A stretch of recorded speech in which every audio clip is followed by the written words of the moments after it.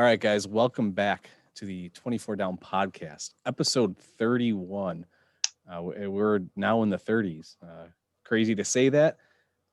I'm happy to say that, though, and I don't think this podcast is slowing down at all anytime soon.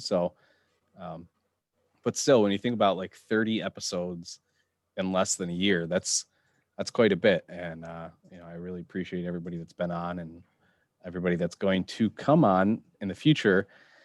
And speaking of people that we had a really hard time getting on for quite a while. Oh, Uh, hey. we've got our guest for the night, Mikey. Mikey, how's it going, man? What's up, baby? Oh my gosh, I miss you. I wish I could kiss you all on the forehead right now. And all you guys, man. Blessings on you all. Good to see you guys, man. Yeah, and we got Francis with me co-hosting tonight. Francis, how's it going? Good to see you guys.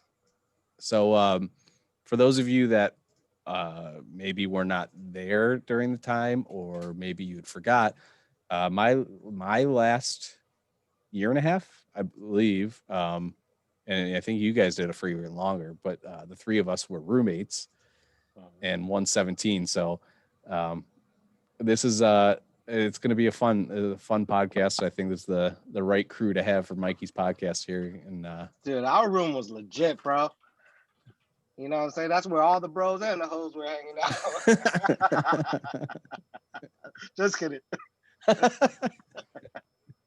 Yeah.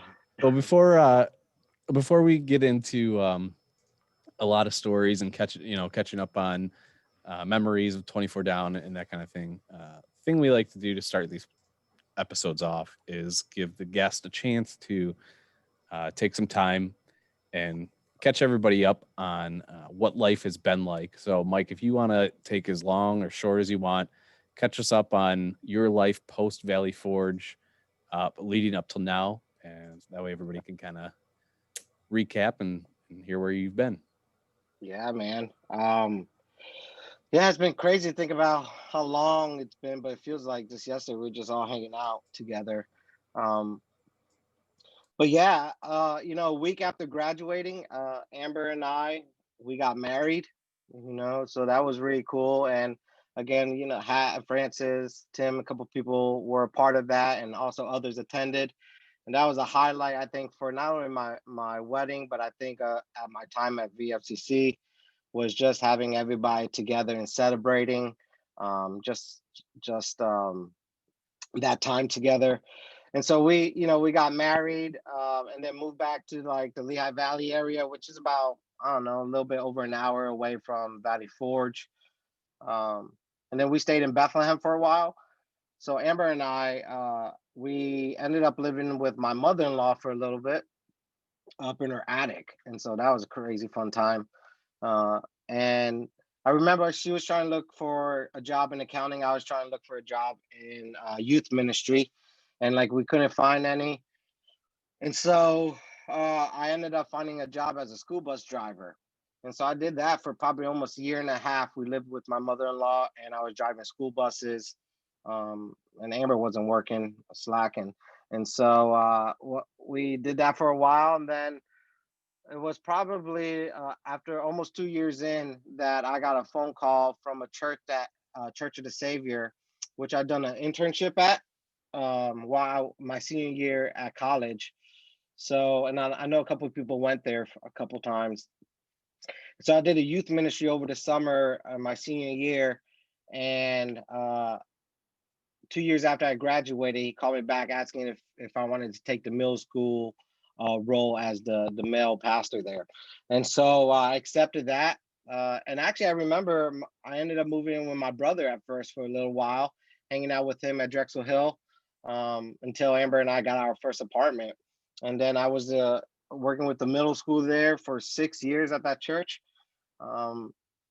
And then there were some big changes that happened there, and I became the student pastor. And then was there for a couple more years. In total, I was there for 10 years, man. So like my life was there in almost 20 minutes outside of Valley Forge, just still around the area, doing youth ministry, working at the church, and in that time, Amber and we had a lot of sex. We had 2 kids, and Max and Mia were born, and so we call them our little M&Ms. And so Mia is 5 years old, and Max is 3 years old.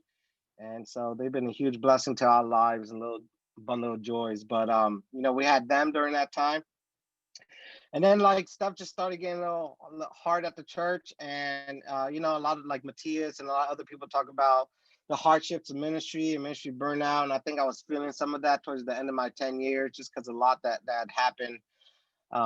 And I think Amber and I, we were working a lot, like constantly, like go, go, go, go, go. So like we never had time for each other. We felt like we never had time for our kids. Like we hated the winter and the cold. It was just like all depressing. So we got to a point where we were just talking about maybe making the transition somewhere else. So we were praying about it, and then it was crazy because eventually I hit a point where I was like, all right, I'm gonna talk to my senior pastor about this. I don't know where God wants me, but in that time I was doing seminary too, finishing up my last month of seminary. And I talked to my senior pastor to say, hey man, I think this is gonna be my last year here. And so we did that, and then we revisited after that year. And I think I talked to him 3 days before the pandemic happened, which was crazy. So I gave my notice, then the pandemic happened, and like we were just in the midst of trying to figure out life and what we were going to do. And we've always had a dream or desire to move to Florida. So that was always a hope of ours. So we ended up doing that. We were searching around, and we like 3 years ago revisited Sarasota, Florida. And my mom and my stepdad took us on vacation, and we fell in love with it. And then while we were looking during the pandemic, an opportunity came up for the church that I'm at right now, at Covenant Life, and for a youth pastor role. And I applied, interviewed, and I got the position. And so we literally moved during the pandemic, right at the end of May, beginning of June. We moved down to Florida. We've been here, 5, 6 months. Just getting adjusted to new chapter of our lives. So that's where we're at right now. So, your mom down in Florida too? Yeah, so like my mom always had a desire to move down here too. Again, they were the ones who introduced us. So almost 2 months after we moved down, they sold their house in PA and then moved down as well. So they're about like a half an hour south at Port Charlotte, but they live with us too, or live in Florida now too. So half an hour, are you guys closer now than when you were in Pennsylvania? Yeah, because it was about an hour apart. So now it's only about 30 minutes. So that's cool. I bet. Yeah. Like I know from my personal experience, like my older sister and her kids moved to Nashville, and my parents very shortly after did the same thing because they didn't want to be far away from the grandkids. So I'm sure your mom is loving the fact that she's even closer now to her grandkids and stuff. So yeah, we're pretty spoiled, man, because like my mother-in-law, she's a single mom and she lives with us too, and she came down with us. So but she was already living with us like while we were in PA. So she just came down when we came down. And so we have my mother-in-law plus my mom and my stepdad. So we're really spoiled, and I think it's awesome for my at least my kids to be around them a lot. So, how long did you live at that house in Norristown? Dang, I want to say maybe 5, 6 years. Okay, and how many times did we hang out when we were 20 minutes away from each other? I want to say 5 or 6 times. I know, man. I know. It's so sad. Yeah. I know. We're always so close, but life. Yeah, I mean, it definitely when you're in the bubble of Valley Forge and you don't have anything else to do but to hang out with each other, it's really easy to hang out all the time, do everything together. And then when you get out of that bubble, it's not that the friendships you made mean anything less. It's just now you've got this to do and this to, and it becomes different because you're not waking up in the same room as your friends anymore. And, Yeah. And I think just like the society and the culture we live in, you want to build your career. And so you're always working hard in ministry. Like the demands never stop, the needs never stop. And so constantly, and I worked at a bigger church, and so with just so much always going on. And then you get, you throw kids in the mix there, and then it's always hard to juggle. Like I had no life and no friends for a while, just people at the church that I knew, but outside of that, there wasn't even a lot. Even my brother and I were close, but we didn't hang out a lot. And even he moved, him and Sandra moved for a while, like 15 minutes from us. I mean, not even, it was maybe 10 minutes from us for a while. I think almost 2 years they were living with close to us, and we hardly hung out a lot too, So, um, and but Francis is right, it's sad though, because it's like, now I'm in Florida. It's like, dang man, I want to hang out with Francis. I'll never hang out with you, way too far north. I mean, we all we all have lives now, so I mean, everyone understands what we're going through. So, I mean, it's not a surprise, but it is disappointing to know now that you're 1,000 miles away, as opposed to like 10. And now it's like we're starting to get closer as a group, and now we don't have that opportunity to. So maybe I'll hit up. You want to come to Florida though. I like Florida. We visit Florida like every couple of years, so I might be down that way at some point. But okay. No, Hat's not coming down. Well, I mean, you never know. My wife really likes warm weather, so she's always down to go to Florida. All right. That's cool, man. No, so I think one of the things though, like that, like you said, yeah, it's kind of a bummer that we weren't able to hang out as much, but like at the same time, one of the things that I'm really happy about is through this podcast, it rejuvenated the life of 24 Down. And though we may not hang out, like we all talk way more than we did to each other 5 years ago, 10 years ago. Like it's almost a daily thing where people are, it is a daily thing where at least some portions of groups of people are talking to, and like that wasn't a thing 5 years ago, and so, yeah, everybody would prefer to like see each other in person and everything like that. But I am thankful for the fact that like the life has been restored and we are coming back together. And I'm like super encouraged by all the support that 24 Down is giving to each other, whether it be for prayer requests or things of that nature. And it's just like, man, it's so cool. And why not? Like we were such a close-knit family. Why not stay that way, at least in this day and age where you can stay in touch over a little device that fits in your hand, like I know.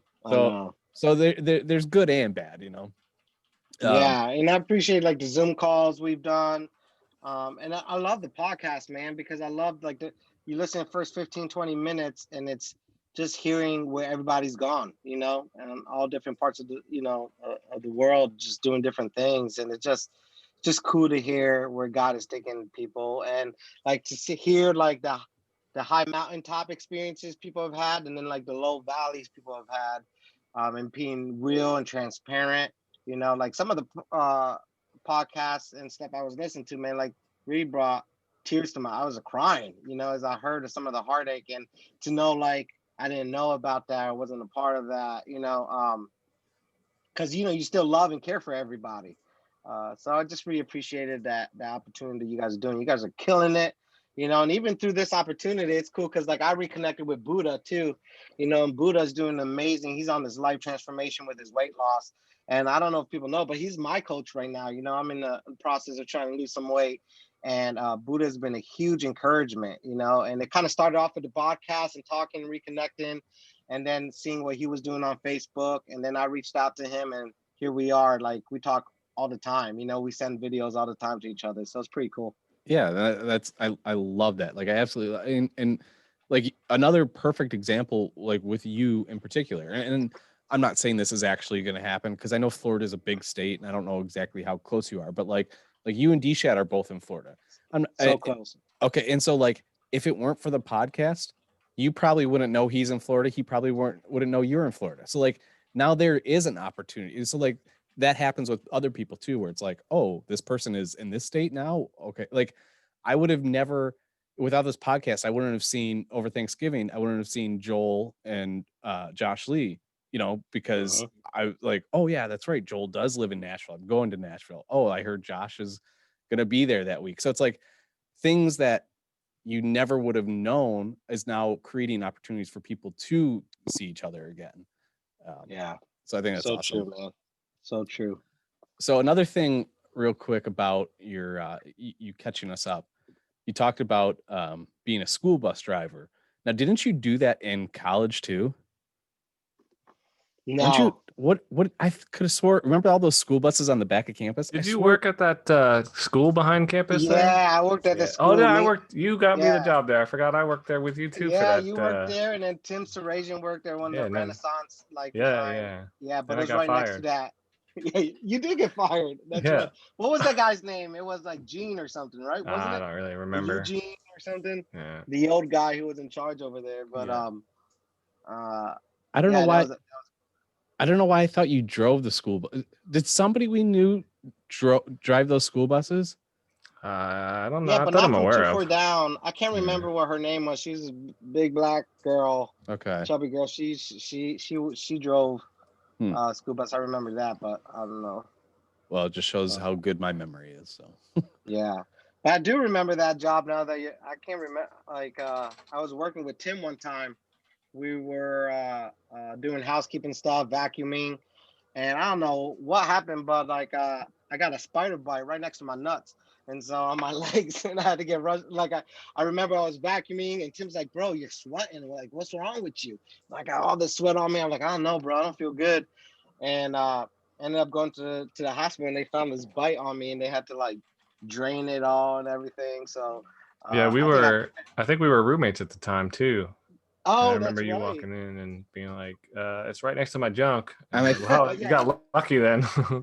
And I think you had no problem showing it off either, if I remember correctly. Like, hey, look at this spider bite. That's right. I had to walk around with those little pads, like the tampon-looking things in between my legs. Oh man, yeah, that's awesome. I remember. That's crazy. I totally forgot about working there. Yo, Francis, did you work at catering too? Like I know Amber and I did that for a little bit. Did you do that too? No, I didn't. I only worked at the fireworks stand and then the Renaissance place over vacation or whatever, and it didn't work out. Okay. Well, you guys did catering for what? We just would go around to different venues and be servers at like weddings or any type of events like that. But it was just like you could do it whenever you wanted to. Yeah. It makes me think that this should be a ongoing question for the podcast from now on. Is one of the questions, because we got a few questions that get asked every podcast, and one of them, I think, just to be interesting, would be like, what jobs, if any, did you have during the time you were at Valley Forge? Yeah. Because that's got to bring back memories for people too. So. Yeah. Agreed. Well, that's good. Well, Francis, you got anything else here before we head into some questions? I did have a question based on something you said. You said Amber was interested in studying accounting, right? Yeah. Did she end up getting a career in that or working in that kind of field? Yeah, she did. Like when we moved up in Pennsylvania, when I got my job at Church of the Savior, she got a job working at a bunch of different accounting places. But for like 5-6 years, she worked at David's Bridal, which is like in Conshohocken. And so and she really grew there, did an awesome job. And then when we transitioned down here, she was doing virtual for a while. And then then they called it quits on both sides. And then she just got a job a couple months ago doing accounting down here. And so she's still doing that now. Yeah, that's awesome. I know. I asked because that's what my wife does, Katie. She does accounting now and she loves it. And she didn't even like go to school for it specifically. And I remember she didn't even like the classes, but now she does it and loves it. So that's cool. Yeah, Amber loves it too, man. She's good at it. But didn't you do accounting too, or business management? Yeah, business management. Yeah. Business Okay, cool. So didn't graduate. I didn't say it. You said it. So bringing up Amber, I think, because I've said this quite a few times too, is that like for this podcast, I want not just people that lived on the floor, but like I want perspectives of people that like knew the floor really well. And I think Amber would be a great guest because I mean Amber was there for everything, you know, Yeah. and Amber like was, to me, Amber is the kind of girl where she watched from a distance and like she would get involved in certain things, but she watched from a distance. So it'd be so interesting to hear her perspective and her thoughts on the 24 down world and everything like that. So you have to talk to her and see if she's willing to come on at some time down the road. Yeah, man, I'll talk to her. Yeah, she's pretty shy on the camera, but I'll try to get her to do that because it's cool to hear, like, as I talk to her about her perspective, because those boys are crazy, like, um, but she really enjoyed, I think, being around us. And like Amber and I, we knew each other before we went to Valley Forge, right? So my brother came with me, Amber came with me. Amber and I've been dating since we were in high school, going into our senior year of high school. And so like even as I was reminiscing about like Valley Forge days, I just think about all the times with Amber and I, because I had that different component where we were already together coming in, and all the fights and the craziness that she and I don't even know if people know, but I almost got, you guys talked about getting kicked out or suspended. I almost got kicked out. People don't know that about me, but I almost got kicked out twice because of my fights with Amber. Should I bring it up? I should probably bring it up, right? Do you remember that? It's your call. I do like I specifically off the top of my head, I don't know which story you're about to go into, but I do remember you guys getting into fights a lot of times. Not a lot of times, Yeah. but like occasionally.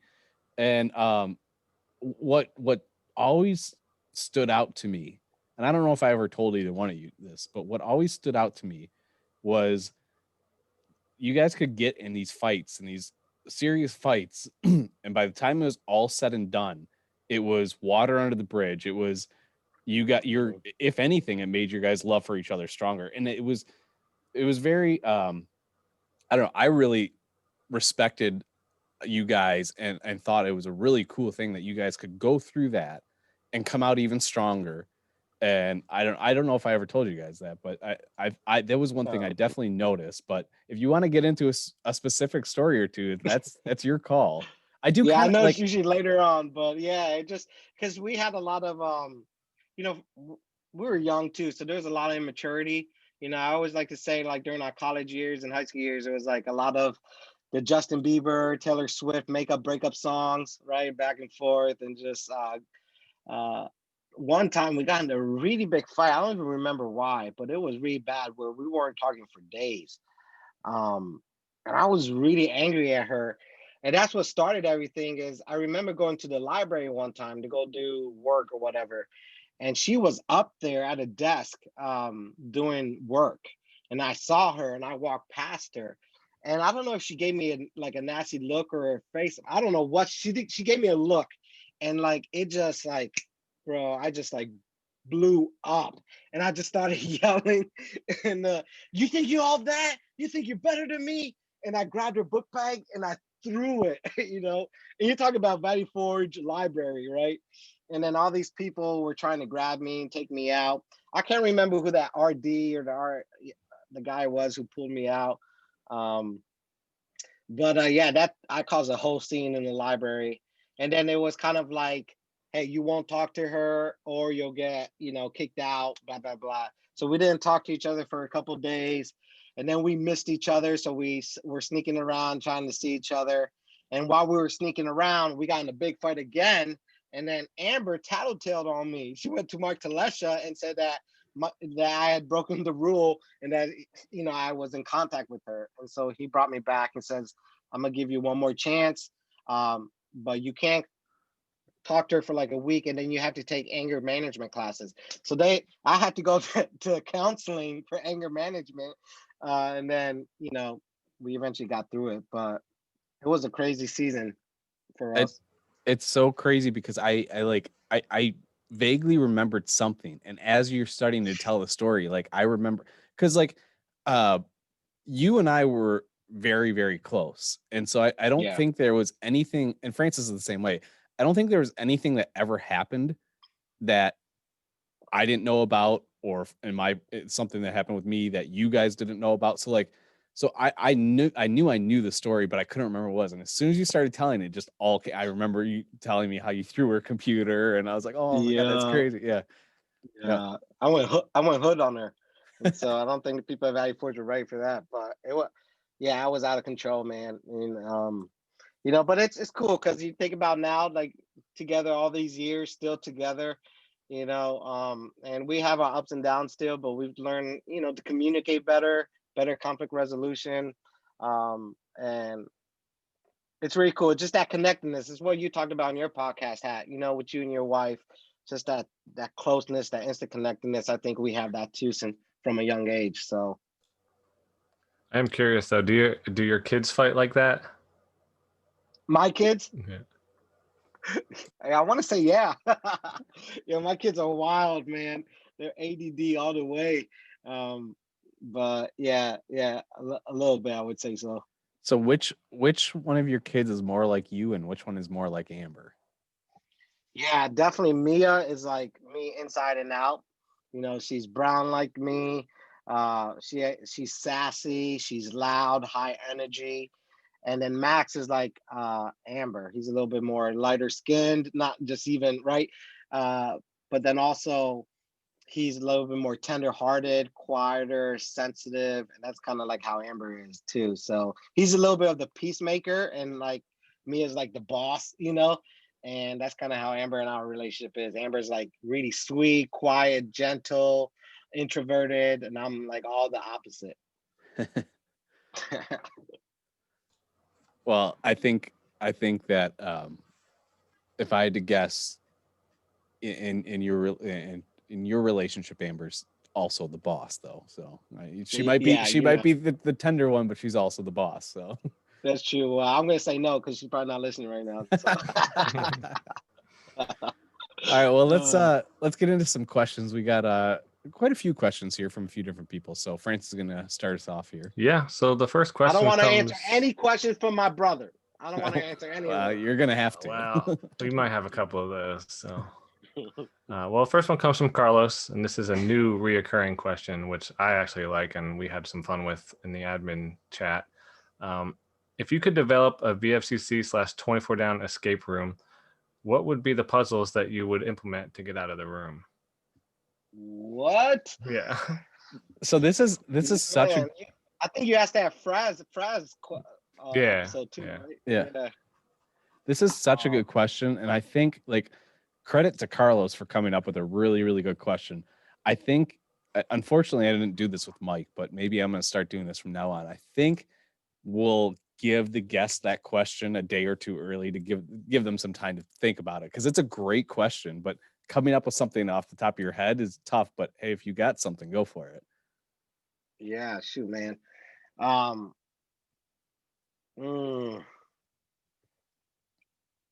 Yeah, definitely because of me, like it would involve having to poop somewhere on campus, visible. It would involve something destructive in chapel. It would probably involve cooking something in the kitchen. And it would probably involve doing graffiti and spraying the gym, because all the athletes thought they were all that and they suck. I like not all of them. I really like, and I want to kind of go off of it for a second. I really like your chapel example. Now, I think what a great puzzle would be like, you have to scan your ID card, and you have to walk into this room where there's people watching you, and then you have to walk out of that room without them stopping you. So it's like the scan and scram, Yes. I love that. That's good. All right, that's a hard question, man. It is tough, and like I said, I think I'm going to try my best to start giving that question to people in advance. Those of you who have not been on the podcast that are going to be coming on anytime down the road, if you're listening to this, and I don't ask you prior, know that question is coming. So, the next question here comes from Andrew Kindler. Very simple question. Oh no. He says, "Why?"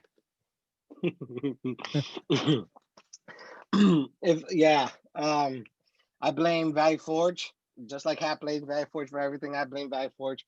I blame finals. I blame my ADD. I probably was fighting with Amber too, so probably that night. But yeah, man, I think I want to apologize to Andrew. I wish I would have done it when Josh Lee was the RA, not you. But yeah, it's funny because I always said that was probably the one time I actually saw Andrew legit angry, like legit mad, because it's just like he was just so disappointed in me. But yeah, I'm sorry, Andrew. Sorry, buddy.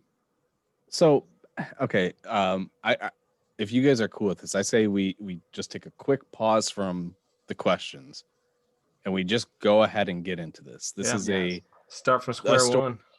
This is a story that you guys have all talked about. Most of you remember. We need to break this story down as best as we can, and there's going to be some questions involving the story as we continue, but I thought it'd be important to let's just get this story out there. So there was a time where the premise of the story is that Mikey pooped on the bathroom floor. So I'll let you kind of take it away, Mike, and Francis and I'll kind of intervene here and there. But yeah, man, it's just like I don't even remember all like the crazy details other than like it was late at night. Like it was definitely finals week. I think we were all a little stir crazy. We were hanging out in the hallway, and I remember I had to take a dump. And I don't know what happened in that moment, man. The spirit just fell upon me, and I just felt like I don't know. I don't know if I was just disgusted by the toilets at Valley Forge. I was just like, I'm just gonna poop on the floor. So I just remember walking in, and I remember regretting it as soon as I did it because the stench of it. Even me, I almost passed out. So I was like, oh, what did I just do? But like, there was no turning back then, and I don't even know if I wiped or not, but I remember just walking out and just staring at you guys. Did I go in my room? I don't remember if I think I went in my room and I closed the door, didn't I, or something? Yeah, I remember you did the deed, and then before everyone even got in, you left. So yeah. And here's kind of what I remember, and you guys correct me at any point if I'm wrong at any points. From what I remember, like Mike said, he had to go to the bathroom, typical, whatever, it happens. And I think you had the idea of doing this, right? And probably just as a joke, and you said it to me. And me, did I? Yeah, you told me. Well, and me being me, I just encouraged you, like, you got to do it. But it was to the point where, like, Francis, I think I'm right in this. We all knew you were going in there to do that because there was a group of us that waited outside for you to come out of the bathroom. So like we knew it was going on. Yeah. So you left before anyone even saw because we weren't even, we were kind of hoping you would do it to see like what would happen.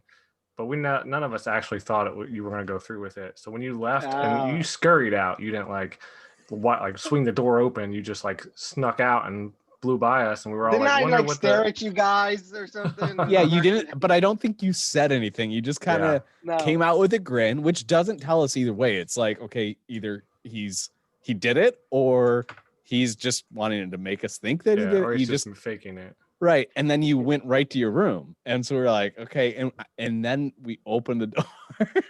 Yeah. See, that's what I remember. All I remember is hearing noises going, oh my goodness, no way. That's all I heard. And then I remember coming out just laughing like crazy, man. Your faces were hilarious. So at the time, Andrew was working at, what was the name of the restaurant? Bennigan's, right? And he had either just got back from work as it was happening, or he just got back from work like right after it happened, kind of a thing.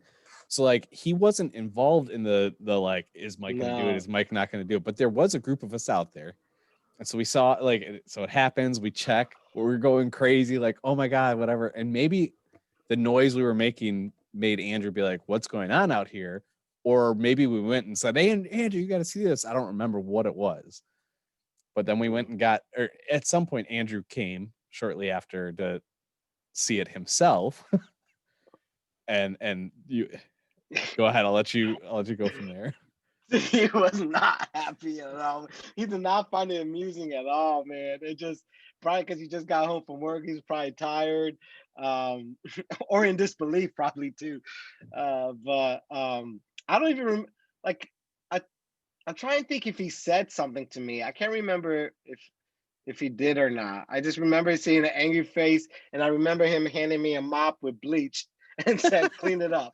You know, and that's when I also regretted it too, because when I had to clean up my old crap on the floor, it was like, I never want to do this again. Do you remember what happened with that crap? Did it go in a toilet or did it end up in a fish tank? You know what? I can't say, man.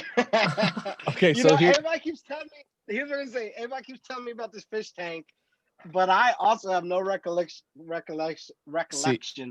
of it. So see, the more I think about it, I think this is two separate stories. And I think so too. I think Mike was not involved in the fishbowl at all. It was definitely I don't remember any of that. It was definitely Tom and I that were involved. I swore it was Tom, but Tom says 100% hell no, it was not him. Okay, so like my memory is not the best. I'm gonna take Tom's word for it, which then led to the culprits being either me or Mike.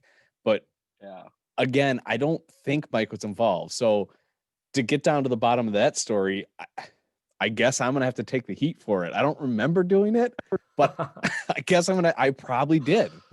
And maybe and also because, like, I don't know if you remember, but my poop looked like a swirl. Yes. You know, and so like it was like a soft swirl of ice cream, so it wasn't like a rock hard anything. It was a very picture perfect turd. It was like one of those fake ones that you buy from the store that like swirls all. Exactly. Yeah.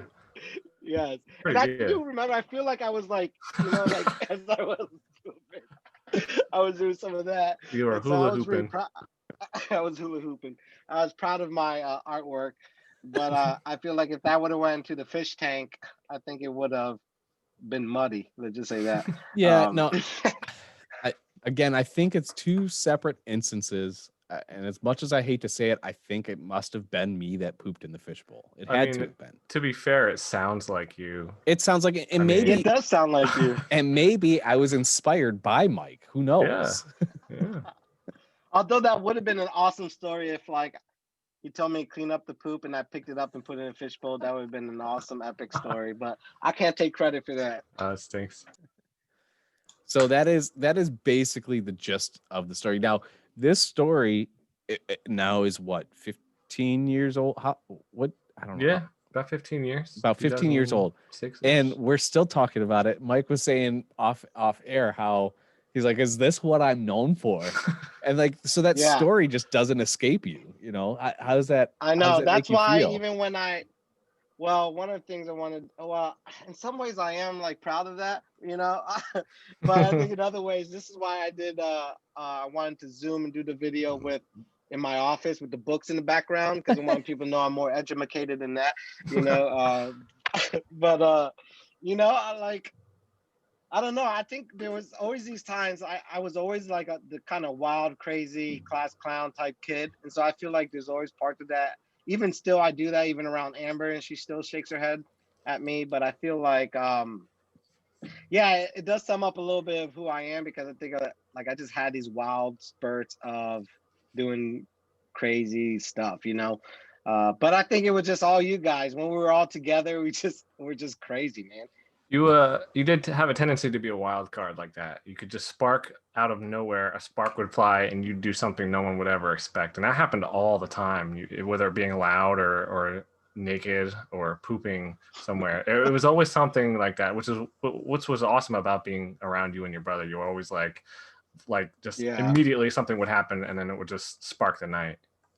Yeah. And I remember like a lot. I think Hat did some of this too, but I feel like there was a lot of bump and grind, and like I feel like I bump and grind like the floor and the carpet a lot. Like I just remember, I don't know, just humping the floor a lot for some reason. So, so I think like Francis was saying, like you were so known to just do the crazy things that it became normal for you. Had anybody else done that, like we'd be like, what in the world? For you to do it, we're like, oh yeah, this is Mike being Mike, you know? And but I see, I love was that. more like again, because I'm such a people person and I like all the attention, like I just do it in front of everybody. Where now, like I listen to podcasts and there's so many different cool stories of people doing crazy stuff that was more like behind the scenes, that came out only later that I thought was hilarious too. But yeah, well, I think we all had our crazy moments. Ultimately, I hope you don't feel ashamed or upset or anything like that, because it is part of who you were in college. And I know I wouldn't want you to be any different, because like I can't tell you how many times I was in tears laughing from something that you did. You know, we definitely fed off of you and your brother and the stuff that you did. It was so funny and uplifting and crazy awesome that it was just toxic. I agree, man. I just, whenever we were all together, that's all I remember. Like, I don't always, like, it's always hard for me just in general to look back and remember memories because I'm not good at remembering things, right? But all I can remember is just closing my eyes and thinking about the Valley Forge times. And I just, like, all I think about is laughter and tears because, like, laughing so much that I'm crying, and I just remember all these fun times, moments, just like just hanging out together in the dorm or outside or in the lunchroom. And so it just closes my eyes and look back, and it just brings this awesome feeling, that I wish we could just go back and do it all over again. Well, I'm sure we will share in a lot more laughs and tears and crying from laughing at the reunion, at future Zoom calls and things like that. So there's a lot to look forward to still.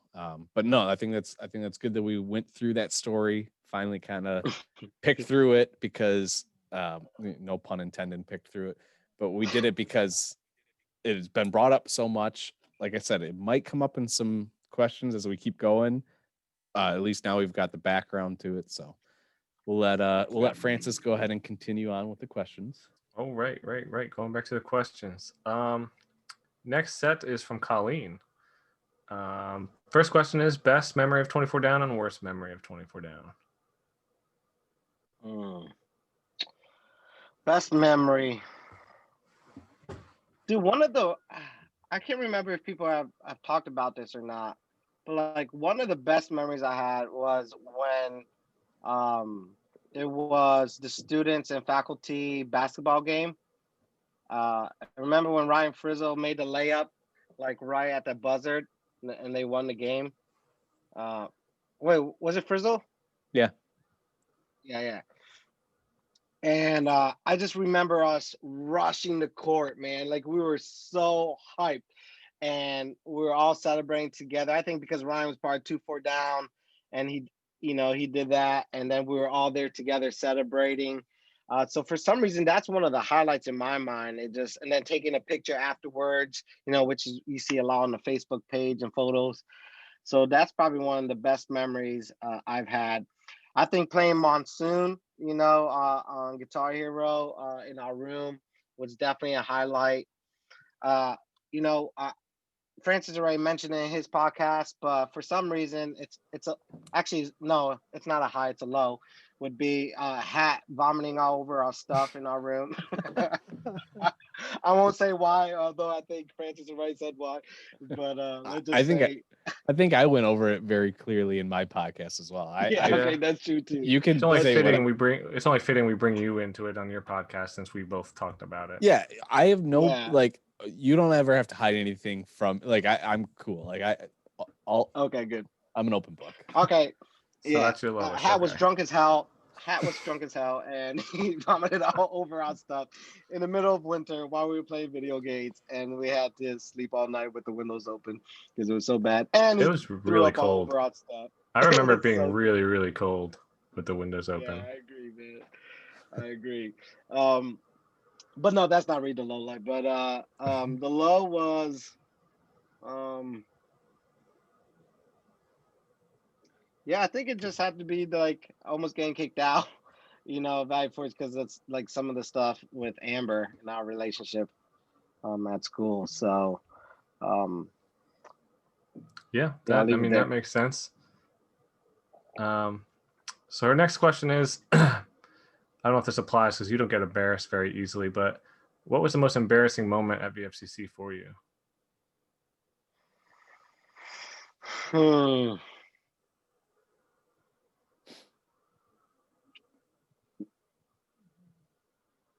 Yeah, I don't I don't think I have it. I don't take myself too seriously, so I don't care about making a fool of myself. So I'm not sure I was embarrassed. I mean, if it had to be maybe disappointing myself in some ways, again, it goes back to the Amber thing. I feel like that was for me just like out of character, and maybe ashamed a little bit more instead of embarrassed. But the rest, I don't care, bro. Yeah, that makes sense too. If you could have changed one rule at VFCC, what would have been? One rule. Allow alcohol. Yeah, exactly. For real though, I think I wish they would have not made us go to chapel so much. I feel like being mandatory like Monday through Friday was just kind of ridiculous and crazy. And I think like, we talked a little bit about it in other podcasts, but in some ways it was a detriment, to like our spiritual growth for some reason. I know that sounds weird or like. No, I mean, definitely makes sense because that's kind of what happened to me. And you said it was 5 days a week, but then they made us sign a piece of paper that like proved like with our signature that we went on Sundays as well. So it was like they forced us to do like 6 days a week technically, which was like I forgot about that. Yeah, it was like crazy. You had to like prove that you were doing it. Yeah, I honestly. My buddy. What's up, man? So, but yeah, like going off of what you said, like, I mean, it was like burnout on church for a while. So like when I got out of school and wasn't forced to be in church, it was like, well, now that I have a choice, I don't know if I want to even go right now because it's like they shoved it down my throat, they forced me, and then there was repercussions for if I didn't want to go or decided to scan Instagram, so like I was getting in trouble for not going. So just kind of like it left a sour taste in my mouth. So like for a while after that, we were like not even looking for churches and stuff. We were just like, we're just gonna take a break on this. Yeah, and I get it, like, and I didn't grow up in the AG, but I get the drinking stuff from the AG denomination. Now being in ministry, I get it, right? That's where they're at, but it did feel like really restrictive, and it like for a lot of the rules, I wish they would have explained it better and they would have shown a lot of more grace, like walk alongside us in that instead of just repercussion consequences. You're no longer part of the school and you're a dirty sinner. So hold on real quick, let me close this door. But so like, yeah, so I wish they would have changed some of the rules, but definitely the chapel one is a big one that stands out to me. Yeah, I'd have to agree. I'm surprised someone hasn't said that sooner because I 100% agree with that. But all right, last thing she has is, when are you getting the 24 down tattoo? And I'm wondering, and he's wondering, because us two are two of the few that have it. So out of our 117 group, you're the last one. Yeah, I mean, maybe I would get one on my bum, just since I'm known for stuff coming out of my bum. Maybe I'll get one on my bum. It's a little bit better. I don't know. I've never thought about. I'm not against tattoos or nothing. To just, I just never thought about getting a tattoo. I'm a beautiful, brown, bronze looking man, just the way I am. So I don't know. So right now, there's no thought of getting a tattoo. But maybe what do you call that thing? Henna tattoo. Oh, a henna tattoo, yeah. Maybe I'll get a henna tattoo. Just do it on your head. You have so much space up here. I've been realizing, I have it too, but that's true. And I never knew about the smiley face and the frown face that you guys have. Yeah, I can tell you the picture that we did that. Yeah, that's pretty awesome. One of my favorite ones. But I would consider putting one on my bum, so we'll see. Maybe at the reunion. I can tell you from experience that's one of the easiest places to get a tattoo. Okay. So yeah, that's good. All right. So this next set of just one question here from Matt Bowdwin. I think that's a good question. He wants to know how you got the nickname Sugar Daddy. oh my goodness, wow, I almost forgot about that. Yeah, I got that in high school. Again, I was a crazy guy in high school, did a lot of weird stuff. And I think one time for like dress up or Halloween or something, I found this crazy sugar daddy outfit. And so I wore it to school. and then people started giving me, after that, they started giving me sugar daddies all the time. And then I came up with the slogan of like, I'm that sweet Brazilian caramel sugar daddy, and it just kind of stuck in the high school. And I think I remember bringing it to Valley Forge, like my outfit, and I would wear it, a whole bunch of different stuff. And then when it came to the wrestling, I was guest featured wrestler once in a while as Sugar Daddy. And I think that's how it became known at Valley Forge. And then when I got married, my wife said, "You're no longer a Sugar Daddy," and she burned my clothes. So, That stinks. Is that a true story? No, it's not a true story. No, I think she donated it, but it still is bad. So do you even like the candy sugar daddies? No, I don't. I hate it. No, but I love what it represents. Just caramel, sweet, soft bronze. You know what I'm saying? So it represents who I am. Francis shakes his head. I love it. That's a great answer. So next set of questions comes from Wolfie.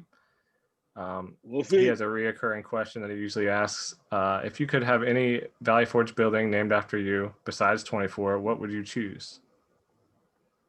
One of the buildings? Yeah, like a building on campus named after you, but not 24 down. It could be a building. It could be a place on campus. So it could be a desk in the library. Yeah, like.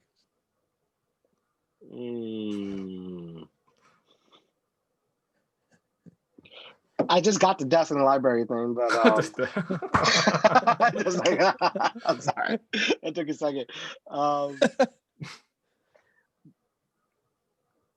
Dude, I don't know. I want to say like the cafeteria just because I love to eat. So maybe like Michael Caff, but I want to say the table 2 floors down, but I feel like that's selfish because that's all of us. But that just has a lot of great memories and conversations and fellowship together and community. So maybe that table too.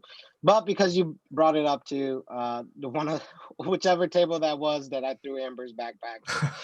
I remember that. I like it. That's funny. I would. Wait, I lied. Wait, are you gonna say what I was gonna say? No, go ahead. Oh, well, we had the laminate tiles in the bathroom, right? What's that? Wasn't there like some laminate flooring in the bathroom that we had? Yeah. So maybe the floor of the bathroom which I pooped in. See, okay. So maybe we were on the same page because I was gonna say, Wolfie's criteria is that it can't be any building besides 24, and I was gonna say I think I would allow. I was going to say, I think I would allow the rule of we'll bypass that to say that you can name that bathroom, that particular bathroom, the Michael Vieira bathroom. That's fair, man. That's fair. Yeah. The sugar daddy dump people zone. Are stepping on, yeah, baby. When you're stepping on that floor, represent respect. So put some respect on my name. That's funny. I love it. All right. So his next question is, what's the best and worst part of living in Florida? He said, side note, I saw there were Wawas in Sarasota. Is that true? Yeah, isn't that crazy? I'm like less than 5 minutes away from a Wawa. Wow. How the do you beautiful feel thing that? about the Wawas down here compared this. To like sorry, yeah. The beautiful thing about the Wawas down here compared to up north is that they have tables outside that you can actually sit and chill and eat, which is nice. So I love that there's Wawas down here. Because I think it's only Pennsylvania and Florida, yes. So like, what are the odds? So is it safe to say that one of the best parts of Florida is Wawa? Absolutely, man. 100%. Yeah. I think, like when I was it was getting so bad living up north, with the cold. And, like, I was actually turning white, which scared the hell out of me. And so I had to, I had to like move down south to work on my tan and to get my brown on. And it's just something about living down here. The pace of life is slower, you know. Um, I think it's lighter, longer, so it just feels nice to be out and about and just enjoy the warm weather longer. So I'm not a fan of the cold or the snow, so it's nice to be here. Bad at they talked about it on the Facebook chat. Like the drivers around here are horrible, man. Like I don't know how many times we almost got in car accidents because old people can't drive or just Florida people can't drive in general. So um, yeah. And Amber just got a new car, so we're hoping she doesn't get in a car accident with it because of people's driving abilities. Well, any so. Florida people listening, calm down. Take your foot off the Yeah. gas. Well, look at D-Shat. I mean, I'm glad D-Shat's safe, but True, he did just get rear-ended, didn't he? Like 2 days ago. Yeah, yep, exactly. So I felt bad for him. So worst part is drivers, got it. Yep. So next question is, what's your favorite part of being a dad? Oh man, that's such a good question. Who asked that? Wolfie? Yeah. Dang, man, that's such a good question. Man, there's so much I could say. But I think the best thing about being a dad is oh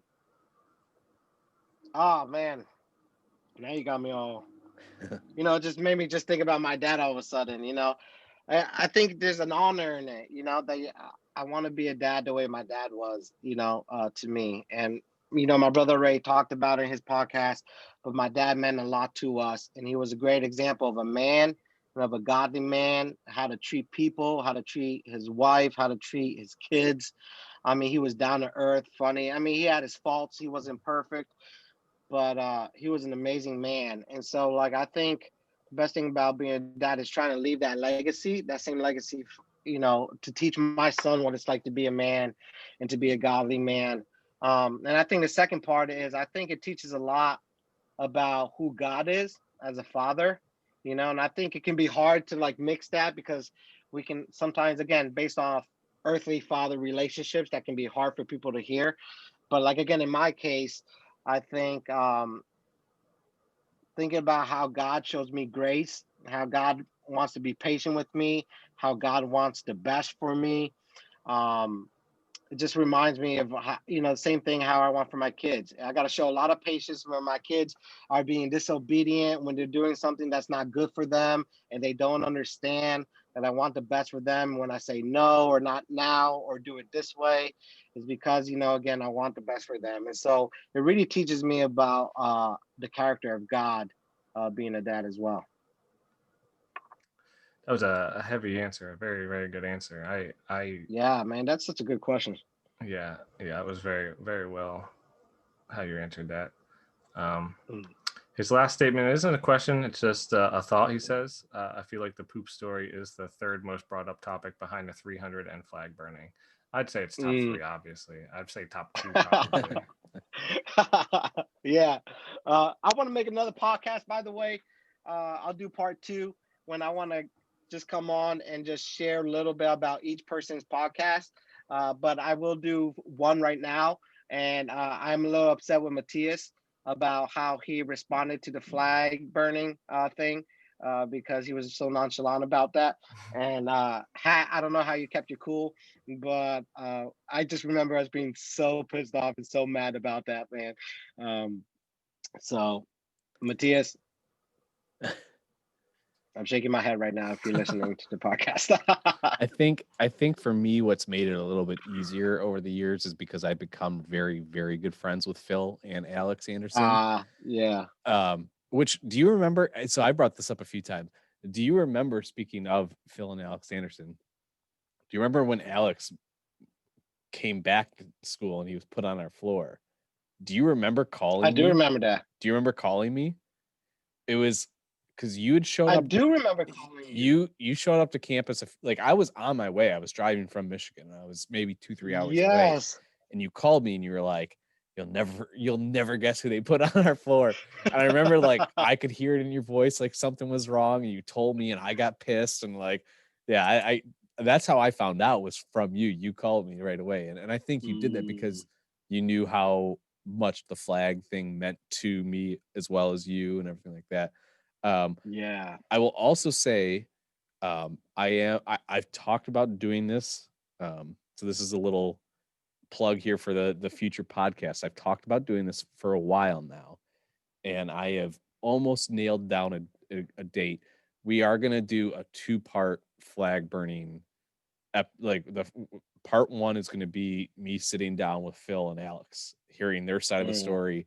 I think it's important for them to get their side out first, because a lot of us don't know their side. And then and then we'll do and then we'll do a part 2 where we've got people from 24 down, and we could talk about like how we felt on our side. I think it'll just be interesting to, like, for once and for all, put the flag story to bed, hear both sides and whatnot. So that is coming up. Ain't that funny when that happened? Like, we all had MySpace. Yeah. Like, during that time. It just boggles my mind thinking about that. Yep. Well, I think it's very crazy and perfect that you called out Matthias, because the next set of questions here come from Matthias. Yeah. So his first question here is, he says he's curious about your time at Westminster. How did that go? Oh man. Yeah. I actually only went to I think it was a year.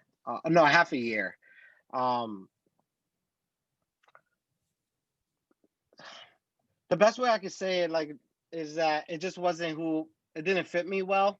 I think, like, Westminster has great theology, but I feel like the people I was surrounded with were a little stuck up, cocky, scholarly. And again, it just didn't fit who I was. I mean, these dudes would walk into class with like suits and a bow tie, and I'm in like a hoodie, and and sweatpants. So, and I think a lot of the guys they were cool, but there were a lot of head guys, but not a lot of heart guys, and I'm a big heart guy. And so it just wasn't the best way I say it, just wasn't a good fit for me. I think they're an awesome school, but I ended up switching to Biblical Theological Seminary, which is now Missio Seminary. And I feel like that was a better fit because it was a non-denominational seminary. So it was a place where I got to interact with like Reformed guys and charismatic guys and Anglicans and Baptists and all these different denominations, and we can debate over stuff but not divide, where at Westminster it was just one school of thought and training, and if you didn't fit that mode, you almost felt like an outcast, so it just wasn't a place for me.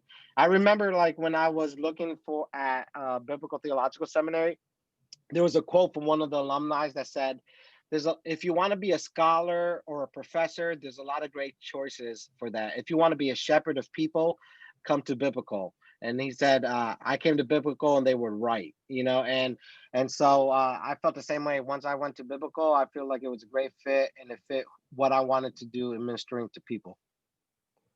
That's good. No, it's great. Great answer. I'll say that. His next question here is, he wants to know, who's cutting your hair lately? Bro, I cut my own hair, man. It's a mess. I know you're looking at it like, what a shame.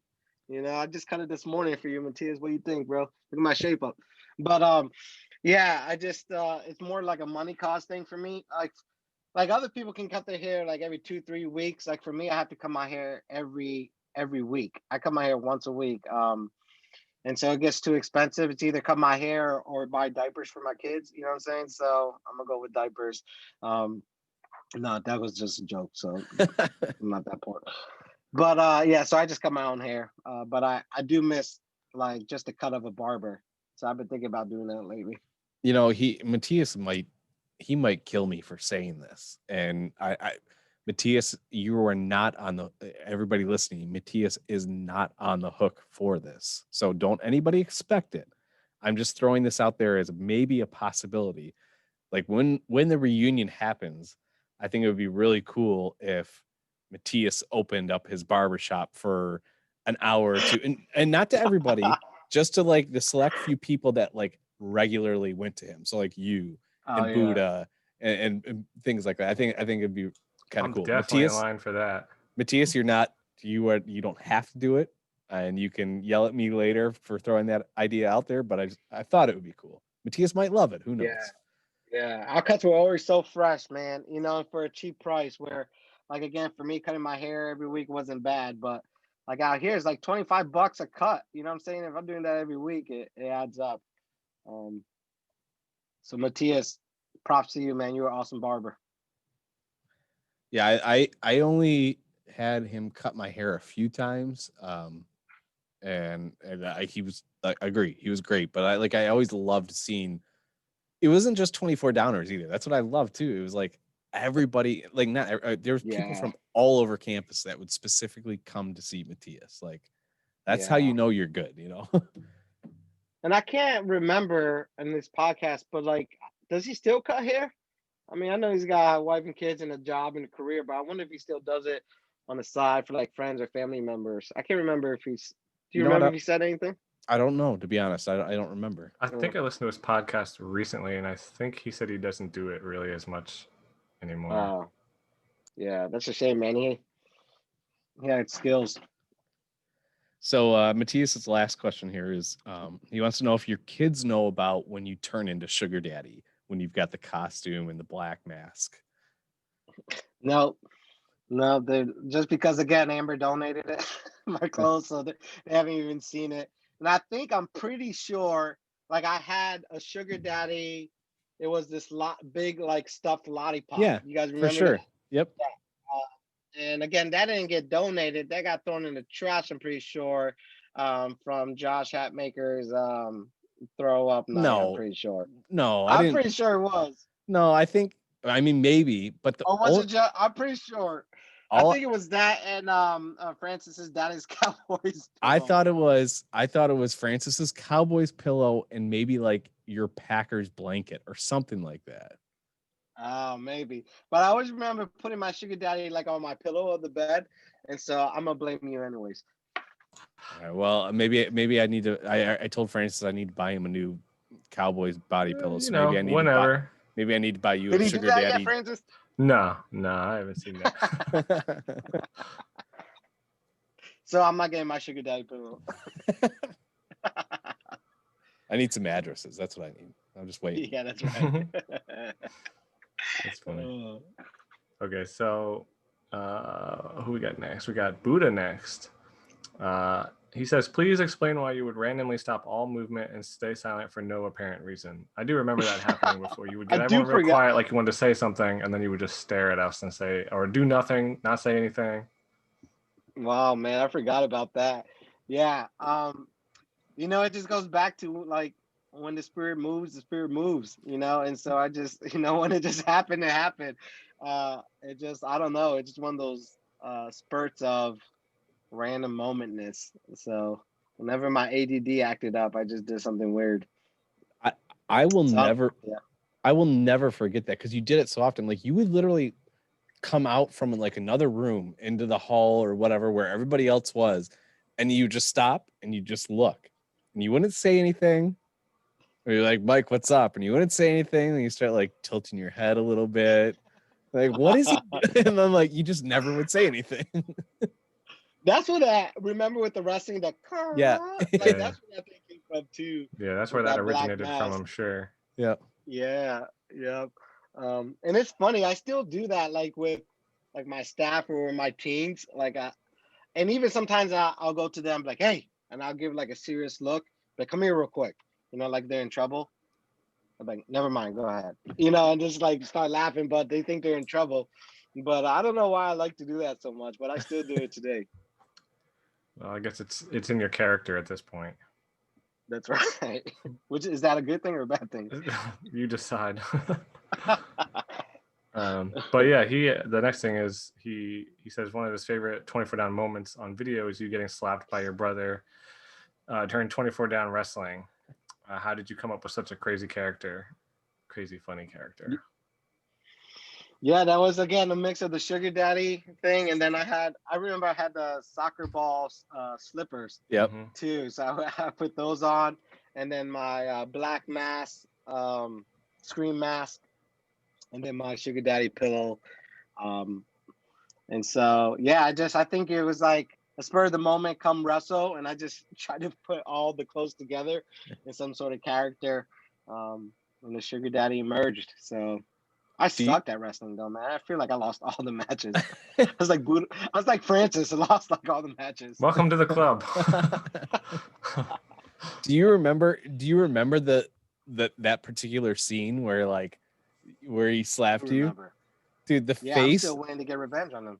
the Yeah. face you made, because he like slapped you and took the mask off, and the Oh, he face took the mask off. Yeah. the face you made was so funny. Oh my god. Yeah. Oh man, I just remember whatever that back porch was, wherever it was, doing all those funny wrestling matches. I mean, it's on video, a lot of them, but The commuter lounge is where we did it out there in the oh, corner. the communal lounge. Yeah, Yeah. that's what it was. Um, it was a lot of good times, man. It's just cool to see how you guys like I've still kept that going too, with your wrestling. What do you call it again? IPA, your beer? IWA. It's the IWA. if I tell you what it means, then you guys might all make fun of it even more. We Yeah. literally started it as a joke. Like the first time we did it was me, Phil, Alex, and one of their cousins. It was just the four of us. And we did it literally just to like have a vacation and hang out together. And so we're like, yeah, we'll call it the IWA. I think we said it was the Imaginary Wrestling Association. And then like we just decided to keep going with it. So Okay. All right. Yeah, when's the next time you're doing that? Who likely I would think maybe late spring, early summer is my guess, but Okay. who knows? Okay. Yeah, hopefully I can get there this time. Hopefully, yes. I need Francis there for sure. All right, so his next question is, how does it feel to be living in freedom in Florida? The rest of us are in COVID jail. Yeah, I know. I'm sorry, man. Yeah, I love it. It just different. It's almost like COVID doesn't exist down here. You try to be cautious as best you can, but like even our church, like we're doing things normally, and then there's like a mass section. But I feel bad for a lot of people. If like being on a serious note, I feel bad for a lot of people up north. Like my old church went back to virtual. Like all the teens are back to virtual. Um, like restaurants and stuff are closing back down. And like I think people are really struggling with that. Not only financially for families, but then how to adjust at home with everything. But I think people are feeling isolated. I think people are feeling lonely and depressed and like anxious. Like the depression and suicide rate right now and loneliness is so high. It's crazy. And so that's actually another reason why I think the podcasting is so awesome, because it provides a sense of community that we need right now, that people in general need, to be reminded that they're not alone. And I feel like the 2-4 Down podcast and community has done that, provided, because we can laugh and we can joke and we can reminisce. And it provides a sense of hope in the midst of some of the hard times right now. Agreed. It's a good point. That was deep, wasn't it? Dang. Yeah. You might be one of the best answerers on this podcast so far. So he wants to know who you think the weirdest and the smoothest guy on 24 Down was. The weirdest and the smoothest. Yeah. Think about this a little bit. I feel like the weirdest, I'm gonna forget his name.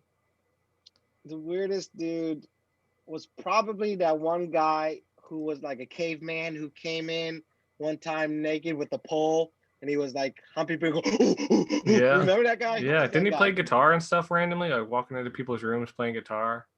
I forget his name though, but yeah, I do remember. Was it Paul? It might have been Paul. I think it was Paul. Yeah. It was Paul, right? Yeah, it was just some random guy that like.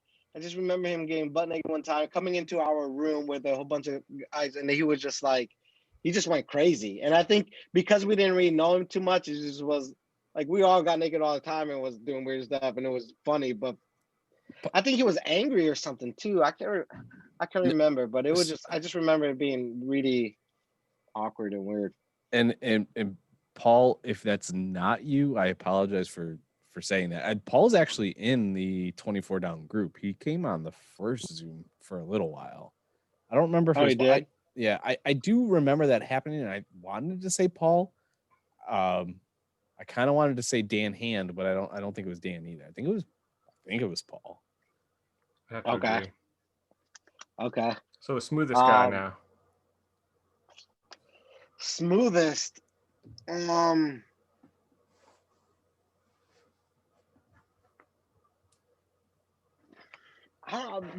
I feel like Big Daddy comes to mind for some reason. I just want to say he just always seems smooth for some reason. I think just in his appearance and his look and his style. Yeah. So I'm gonna give it up to Big Daddy on that one. He was definitely a smooth talker and all that stuff. It was definitely good. Yeah.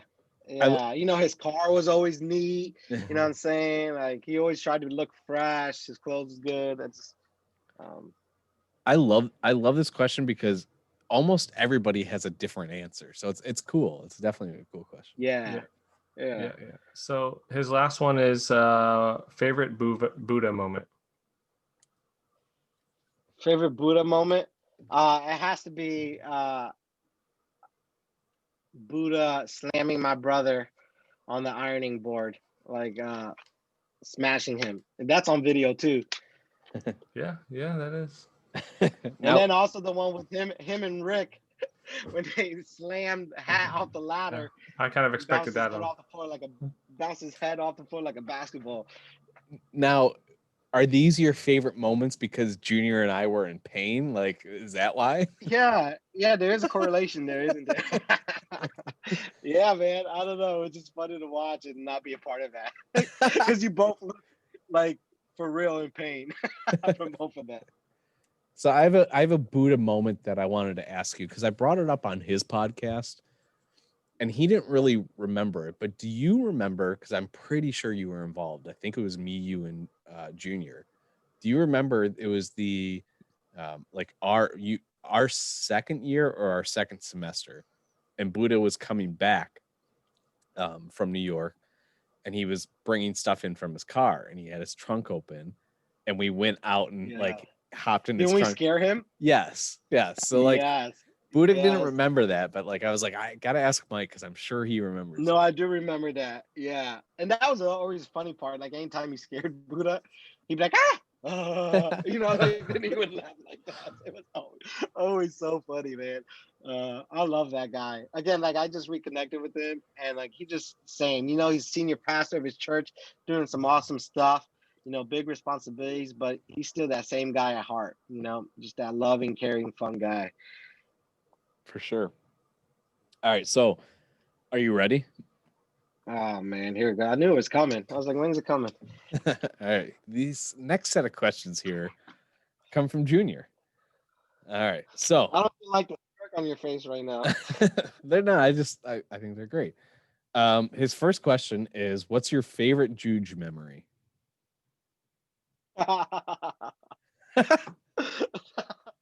Dude, I just my favorite Juge memory is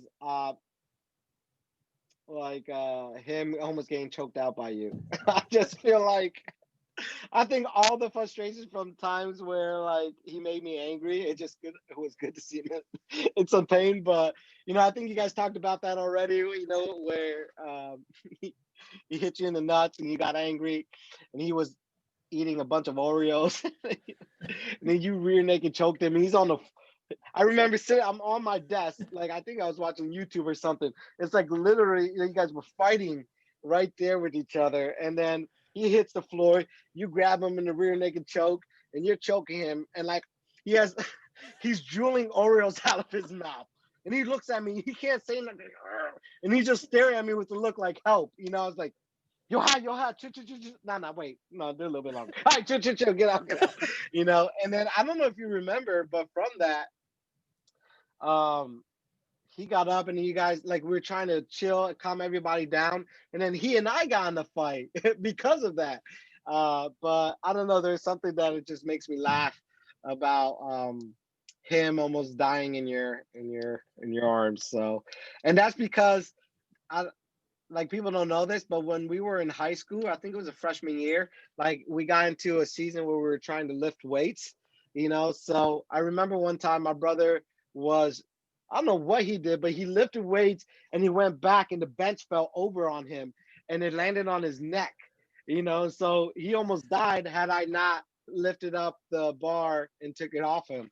And so it was the same thing. He probably would have died had I not told you to get off of him. So yeah, I brings will. back good memories. It's funny because, like you said, we did talk about it, but I don't remember if we talked about that aspect of it. Because you're 100% right. Like, you broke it up, and then like Junior and I were like pissed at each other, and then out of nowhere, like you guys start getting in a fight when you were the one that saved him. Yeah, I know. And then you were trying to get in the middle and calming us down. Yeah. So it just turned into this.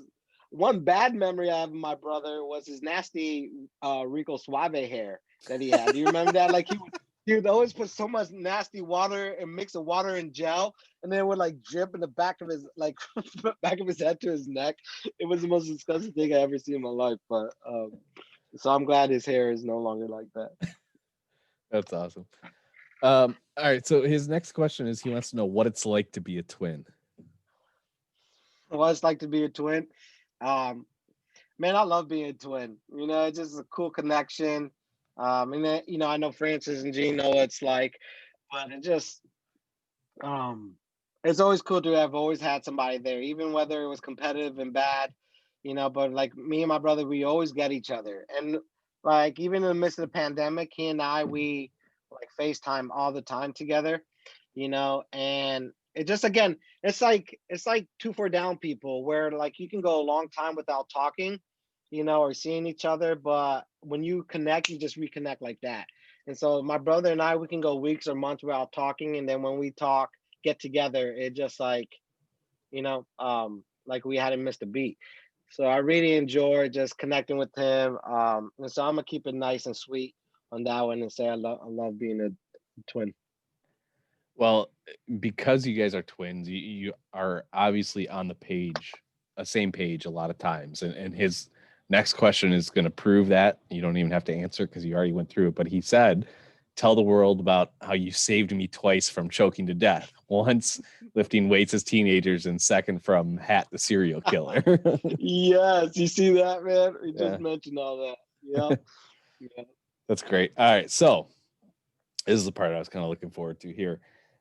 He wants me to read this disclaimer here, and so I got to read it. It says, please include the following disclosure statement when the time comes, which has been prepared by my lawyers.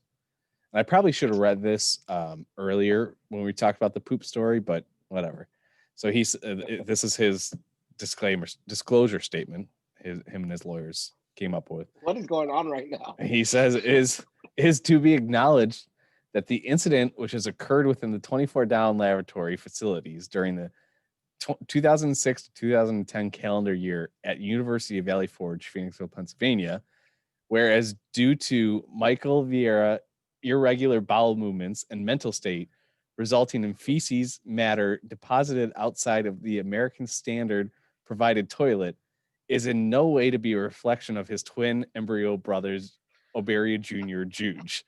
Remarkably scheduled and regular bowel movement deposited within the American standard bath toilet at 100% accuracy. Failure to comply with such agreement and understanding will result in the decommissioned twin status and therein labeling you as adopted. Jerk. Everything I said about being a twin, I take back. All the good stuff, I now take back. Wow. I think you're about to give it back to him, because this is his last thing. This is what he says. He says, on a serious note, my brother, Michael O'Berry Vieira, is my best friend. He's a one-of-a-kind dude with a big heart, an egg-shaped head, free life, spirited personality, and I admire this dude more than anyone. He's my whole world, always has been, always will be. He's a realist and has always had my back, and I can't let the opportunity pass to let him know that I cherish our friendship, our brotherhood, our bond, our connection. We get one life to live on Earth, and I'm blessed immensely to have shared every aspect of life with such a great person. I love you always, Doe. Thank you for everything. Hashtag player number 2. I love that, man. Yeah, it's awesome being a twin. I really appreciate that. Shout out to my bro. Um, like family's a big deal to us. You know what I'm saying? And you guys were all there um, for us when my dad passed away. And I think, when you lose someone like that, we lost my dad so suddenly, it just forces us to be so close together because you never know when our time is up, right? And so I think there's always things where you wished, like for me, I mean, I know my dad knew uh, how much we loved him and cared for him. But like when you know someone's gonna die, you wish you can just tell them everything. So I think it's so important for us that while we're still alive, to tell our loved ones and our friends how much they mean to us and how much they matter. And I love like one of my mentors. He's 91 years old. His name is Bill, and he's like, I want people to encourage me now. He's like, when I die and people are at my funeral, I don't want anybody to stand up and tell me and encourage me because I'm dead. I can't hear it. Like while I'm still alive, tell me now, encourage me now. And so like I appreciate that because that's what my brother just did. And I'm gonna give it a shout out back to my brother because he mentioned the player 2 thing, hashtag player 2. And so growing up, and Francis probably player 1 too, but growing up, we always used to play video games, and my brother was never allowed to be player 1 because he sucked at all the games, right? And so I'm I'm the one beating all the games, all the bosses. I'm just like, bro, you just sit there, hold the controller, but don't do nothing. But anytime we played, I was always player 1. And I think in our relationship, I've always been more of like the leader. People looking to me in the family, but like for real, right now, I gotta give a shout out to my brother. I just was texting him the other day, and I told him that you're now player 1 because in the midst of like Buddha making like a life transformation, I don't know if you see my brother lately, but my brother has lost, I don't know, more than 60 pounds as well. So right before the pandemic, he was bigger than I was, like at 250, maybe even a little bit more. Now he's under 200. I think he's like like 180 or no, 190s. I don't know, but he's lost a lot of weight, and he's done something that both he and I have been wanting to do for so long, but I'm still struggling to do. Even in the midst, like me, him, and Buddha are always trying to encourage and inspire one another. And my brother's been doing that. And like, I'm just so proud of him, man, the way he's really kicked ass lately and been doing that. And so like he deserves a player 1 right now, until I get under 200 and then I'll take the controller back. But I love my brother. I love you, bro. And I'm just really proud of you because, I mean, he just accomplished big things lately. You guys have such a good relationship. Oh man, I tell you. That's funny. Yeah. Well, the last question comes from my twin, Gene. He asked, "Do you remember slapping me in the face during a Vive indoor soccer game, or what it was about?" I vaguely remember. Gene, why you gotta switch the mood, bro? Like this is all sweet. Yeah. So, read that question again. Do I remember when I slapped him when? He says you slapped him in the face during a Vive indoor soccer game. Remember that soccer team we had with Pastor Jacob? Yeah, I do. Yeah. Said you slapped him in the face there, and he doesn't remember what it was about. On purpose? I'm sure it was on purpose. I don't remember that, to tell you the truth. I don't remember that either. I do vaguely remember it, but I can't remember why. Yeah, see, I can barely picture it, and only because we're talking about it. Otherwise, I wouldn't even have remembered. I remember getting in a lot of fights with Gene because that mother sucker would walk into my room and take stuff without asking. And then I would find out, like he'd be walking down the hallway, like with my toothbrush, brushing his teeth. I'm like, bro, isn't that my toothbrush? Like, no, just kidding. He wouldn't do that, but he would just take stuff and just randomly, and I think I would get mad at that and like we would fight. There was one time, for instance, when you and I were roommates that I think I got in a fight with your brother, and you got in the middle of it. To like, we just got in an argument over something. And so I don't know. I don't know why that was, but I love you, Gene. I'm sorry for any fights we had in the past. Do you remember that, Francis, when we fought that one time, or no? Yeah. I have a poor memory lately, but yeah, I do remember you guys Yeah. getting into it over something silly. Wasn't that when Gene was living like kind of in the middle of the hallway? It wasn't the room right next to us. He was living in the middle of, I don't remember what the fight was about. All I remember was like, I remember his room because it was the room that Big Daddy used to live in. And I remember, I can see it. I can see the couch that Gene had and the TV in front of the couch and the fight happening like right around. I don't remember what it was about. I don't remember, but I remember it. Yeah, I don't remember either, man. But I don't know. A lot of it again was my immaturity and like not being able to control myself. And so if I slapped you, Gene, I'm so sorry. You get a slap back next time you see me. Well, I think and okay, so correct me if I'm wrong, guys, but so the fight that you happened to have with Gene happened at least like it was on the earlier half of our Valley Forge days. It wasn't near the end. The Vive soccer thing that Gene brought up, I think that was around the same time too.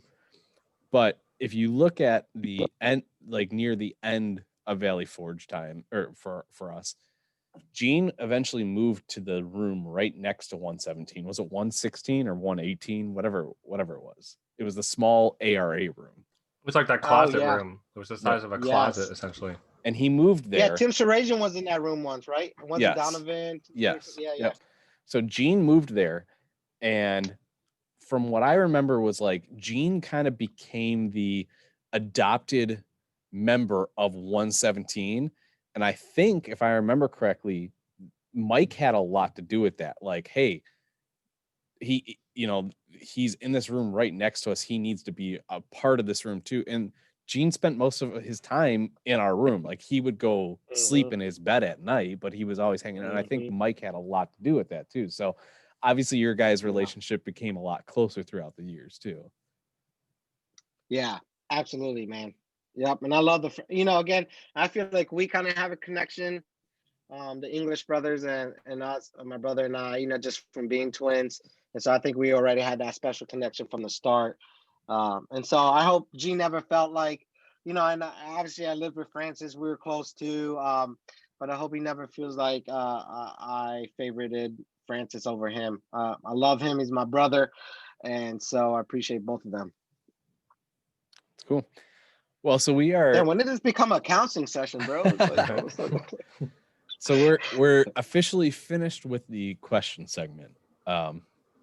So all that's really left is just kind of to cover some random things, do some podcast plugs, and then kind of say our goodbyes and whatnot. So I guess I will cover a few random things that popped in my head. I'll let Francis go after me. Mike, if you've got any random things you want to follow up with, you could do that. We talked about the poop. We talked about the 24 down wrestling. We talked about the Oreo story. 117, we covered. The only other thing I'm going to say about 117 is like, because I was there for 1 year and 1 semester. I think you guys were in there for at least 2 years, if not 2.5 years together. I don't remember. I know me personally, it was my last 1.5 years. And that was I've said it on my podcast. It was one of the darkest years in that 1.5 years of my life because I was dealing with a bunch of stuff, but also one of the most fun. And I have you guys to thank for that. Like the things that we did in that room that were we just had fun. Like we just had fun, I wanted to bring up as one of the things we did on having fun. You brought up Monsoon earlier, playing Monsoon on Guitar Hero. And the other song that I always think of when I think of you and I think of Guitar Hero is the La Bamba. What was it? And I remember now I'm probably gonna butcher it, but I remember you specific. You're like, let me teach you what the lyrics are actually. And was it para? Hold on. Para. Para. Oh, hold on. It's coming back to me now. I feel like I said para. I feel like I said something in Portuguese. I changed the words to something para in Portuguese. Para bailar la bamba or something like that.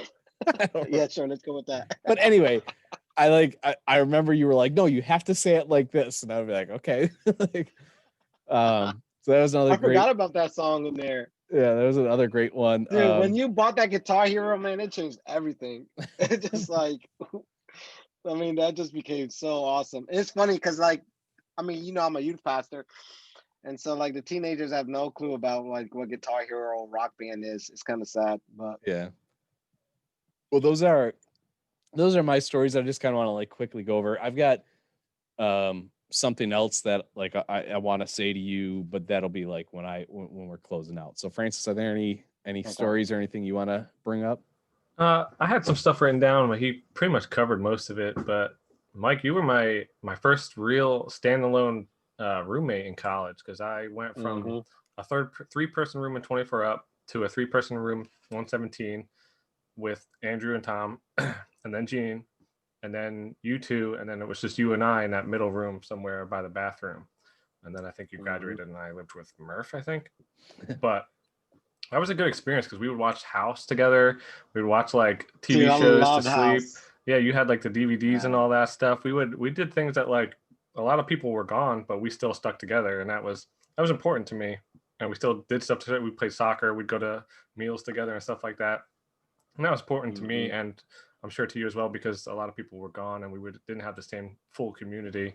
But it meant a lot to me. And another thing was we actually hung out a lot at your house when your dad was still around, and we got close. I think I mentioned this in your brother's podcast too, where we got close to you and your whole family. They were so welcoming that we were like, dude, we're going back next weekend, and we're going back next weekend.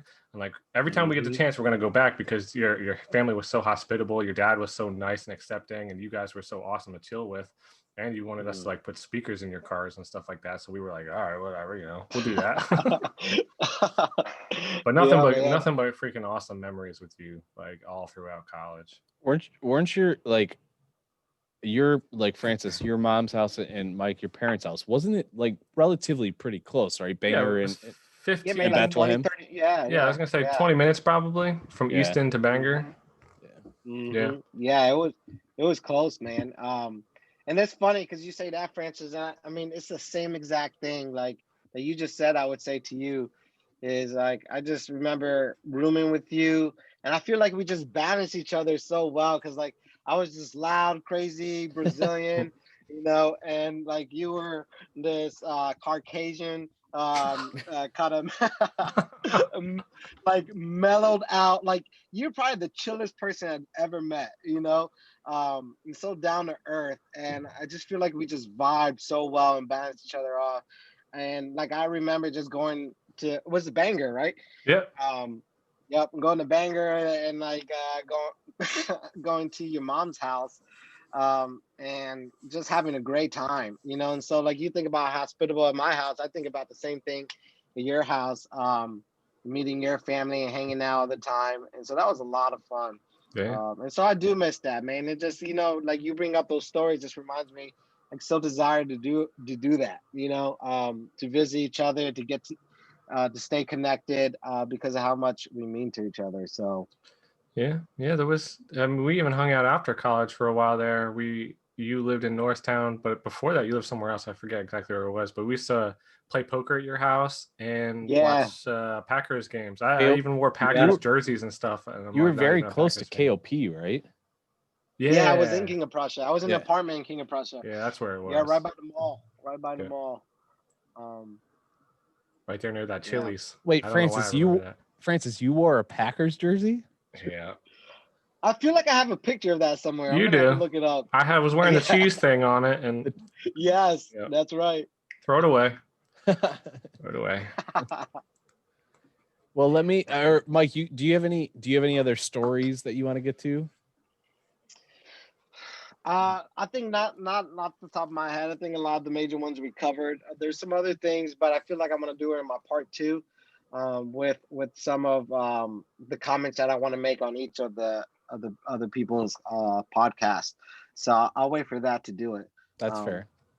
Well, Yeah. I guess now in a minute here, I'll let us all kind of give our last words. So I'll give my last words. I'll let Francis give his, and then Mike, you're gonna close us out.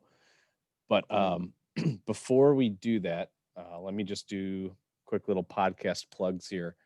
If you're on Twitter at all and you want to follow us, you can follow us.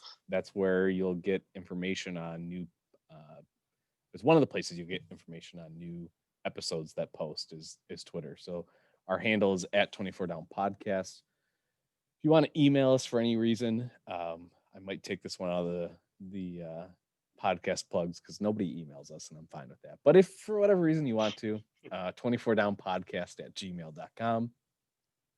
We are on Facebook, two different places. We've got you could like the 24 Down podcast page.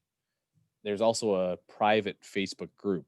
Now it's private just to keep people that we're not trying to be selective. We're just keeping the random bots out of the group and things like that. So if you are not in that group and you want to be in that group, start reaching out to people because I guarantee you'll find somebody who's in there, and I'm 100% okay with you being in the group. YouTube, all these podcasts, I think post episode after episode 6 or 7, I think they've all been up there. So this one will also be up there as well. And lastly, you can check out our merch store, which is storefrontier.com/24down. We've got a bunch of different designs. You get the 24 Down podcast logo shirt, the 24 Down logo shirt, this 24 Down family shirt that I'm wearing. There's a ton of designs. So if you want any 24 Down merch, that's your place to be. 24 Down Halo shirt or tank top. Yep. Go ahead and get that one. If you've got merch ideas, design ideas, just send them my way. I will make anything. My goal is to at least have a shirt or two that everybody can be like, hey, I want to get that shirt. And then it's going to always remind them of 24 Down. So check that out. Where's my poop t-shirt, bro? I'll get working on it. Actually, I do have no joke. I do have a shirt in mind for you. And then, so I will probably be working on that soon. And then I can, if you want me to, it's not poop related, to be honest. But if you want me to make you a poop one, I mean, I'm sure I can do that as well. So just make me skinny, bro. Make me skinny. So that's the podcast plugs. With that, I guess we're gonna head into closing this out. So I'm gonna say my last words. Francis, let you say your last words. Mike, you can close us out however you want. This is your episode. You do it however you want. So I just want to say thank you so much for coming on, for being a part of this. I know I was really looking forward to this episode. And just from a personal level, a big part of the reason that I was really looking forward to this episode, I've talked about this before. I don't know how much people really know, but you and your brother were the first two people that I met at Valley Forge.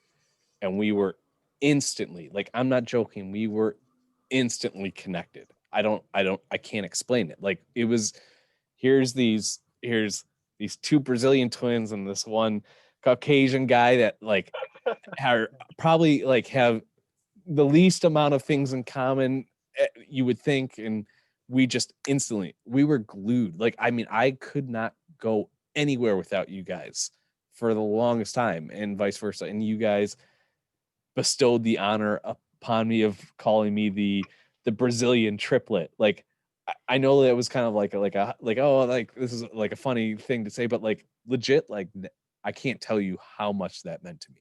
And I still to this day, like, I value that and consider myself the Brazilian triplet.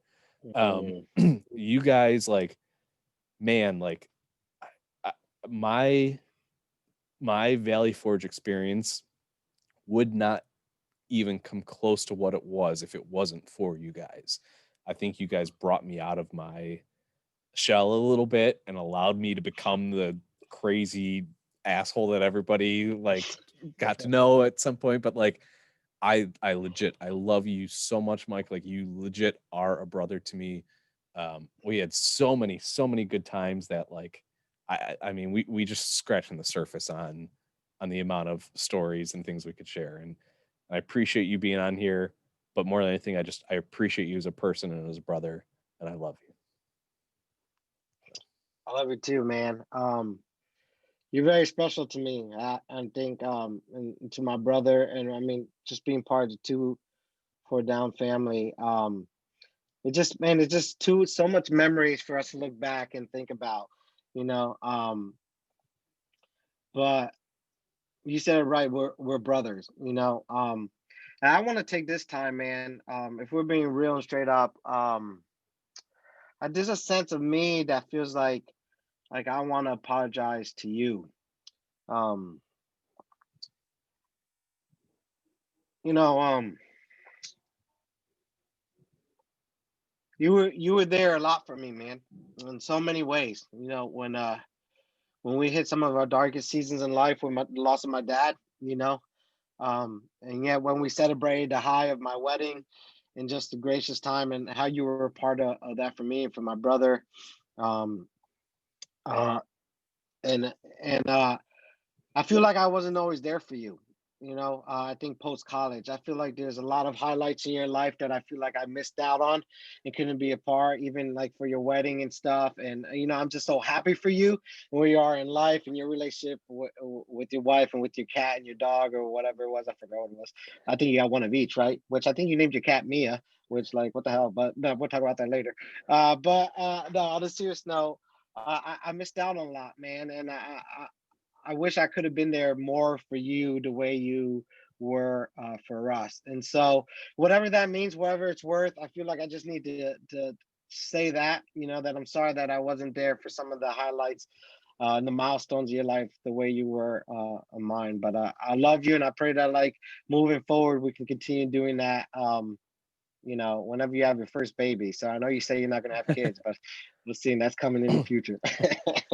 Well, before Francis gives his last words, I do want to say that, like, I I appreciate that you feel that way, but, like, Mike, I'm telling you, man, you have nothing to apologize for. Like we were talking earlier, things happen post college and life happens, and, like, you're not always able to just be like, again, we'll bring up Gene. It killed me. Like, it killed me not being able to be at his wedding. It absolutely killed me. Mhm, It just, mhm, things happen, bro. Like, I don't hold anything against you. Like, the only thing that I can ever think about you is you are my brother. So mhm.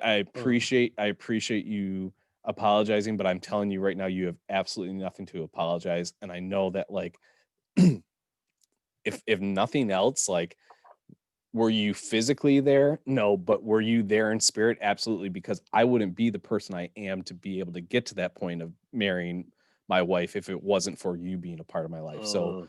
so please don't feel sorry. I love you like a brother, and there's nothing for you to be sorry about.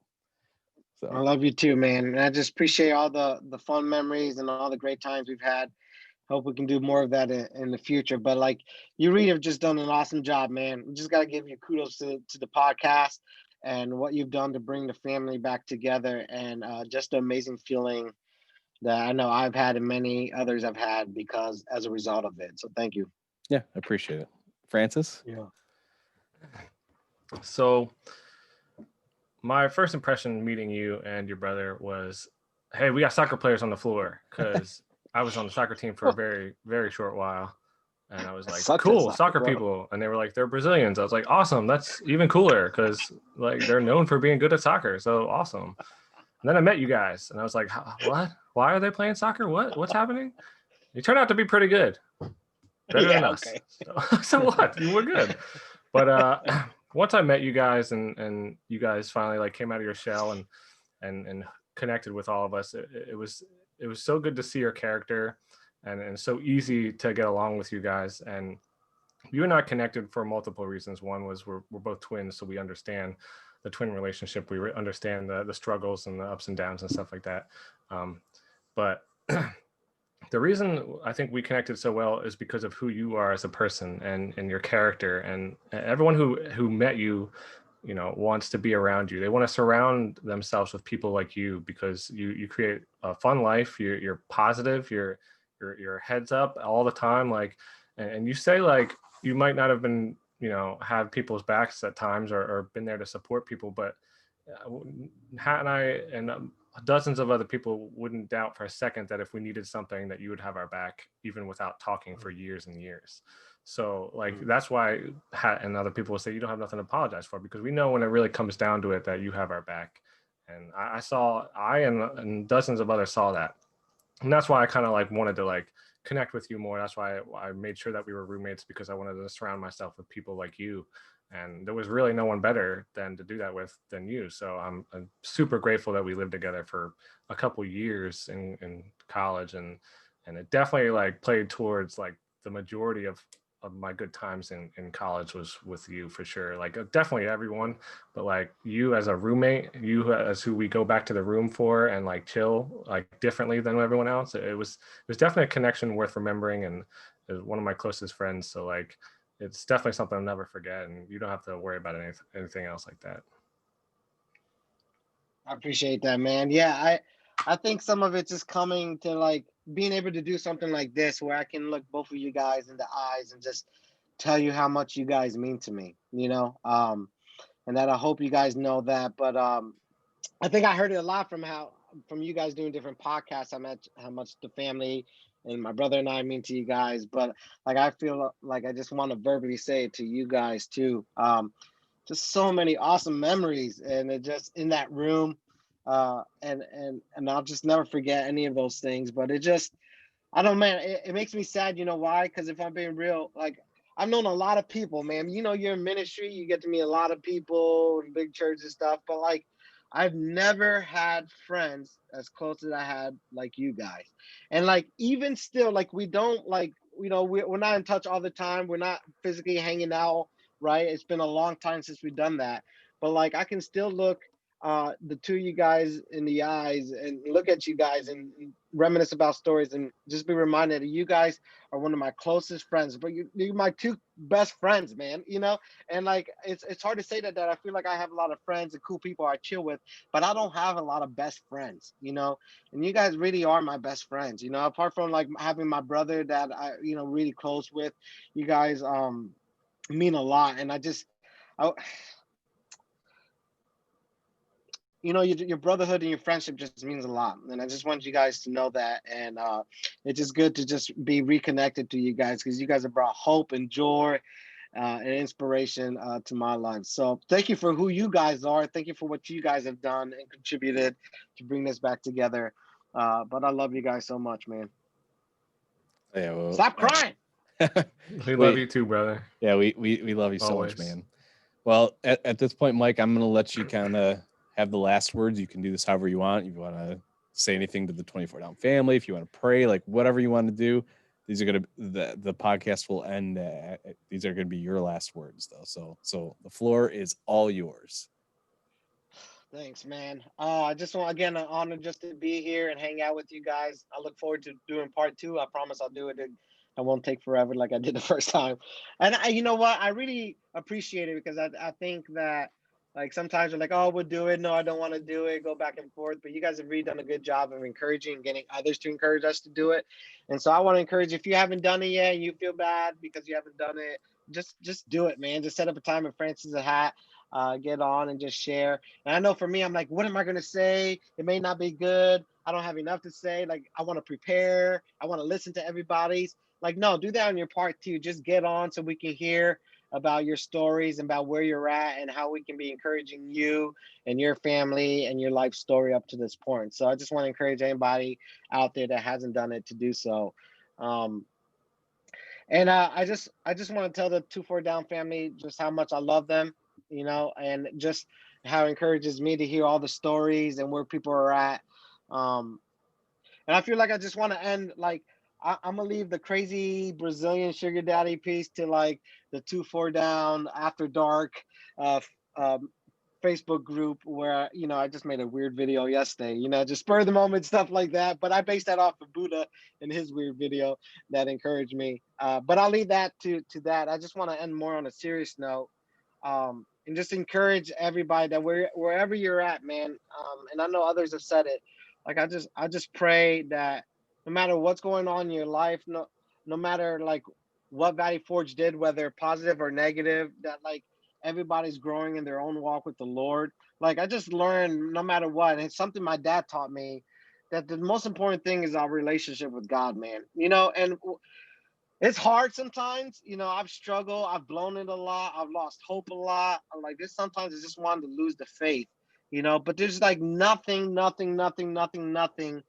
that can satisfy, nothing that brings hope like our relationship with God, And so I don't know where everybody is at their, in their walk and in their faith, but I pray that this would just be encouragement, to just be reminded, especially during Christmas, which is like one of my favorite names for God is Emmanuel, that God is truly with us.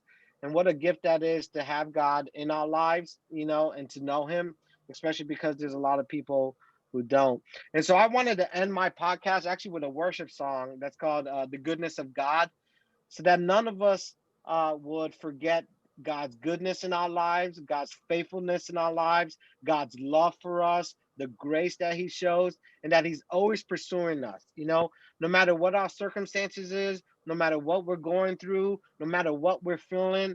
I pray that we will always be reminded of who God is and what he's done for us. And that as a result of that, that would spur up a sense for living for God and for uh, uh, just wanting to grow with him, because again, there's nothing in this world that satisfies. There's nothing better in this world. Nothing or no one can satisfy more than God in our lives. And so I just want to encourage that to everybody that's listening. And if you're cool, I'm going to end the podcast with a prayer, but my prayer is going to come from Ephesians chapter 3 verses 14 to 19. And this is my prayer for all of us as we continue on this journey of life. No matter what's going on, this is my prayer for all of us. For this reason, now hold on. For this reason, I kneel before the Father, from whom every family in heaven and on earth derives its name.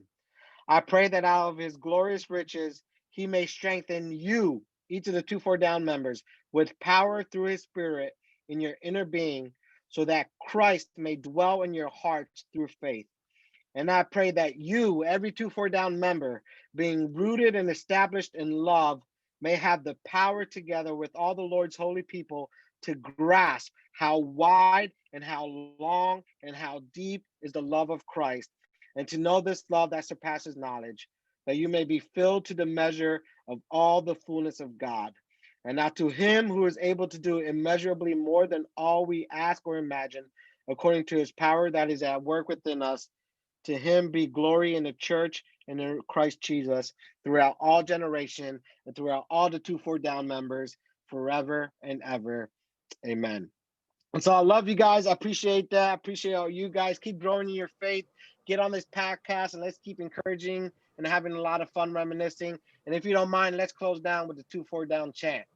Let's do it, Hat. Let's go. Are you leading it? Yeah, I'll lead it. Here we go, baby. Put it in my hand in there, bro. Put it in there. Here you go. 2-4 Down. 2-4 Down. Ah! Down. Keep loving God and keep loving each other. God bless y'all. God bless you. Love you, brother.